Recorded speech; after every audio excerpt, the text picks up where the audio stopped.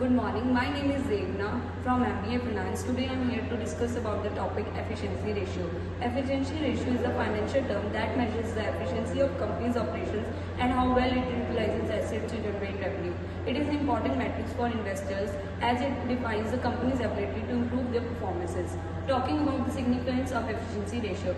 Efficiency ratio is a key performance indicator for companies as it helps to identify areas where they can improve their cost, and which means the low efficiency ratio means that the company is using its resources efficiently, whereas the high efficiency ratio means that the company is insufficient and need to improve changes in order to improve their performances.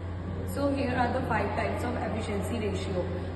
The number 1 is average inventory, which is calculated as cost of goods sold upon average inventory, and the second is account receivable turnover ratio, which is calculated as net sale upon average account receivable, and the third one is average account payable ratio, which is calculated as net credit purchase upon average account payable, and the third one is asset turnover ratio, which is calculated as net sales upon total asset, and the third is days sales in inventory, which is calculated as average inventory upon cost of goods sold.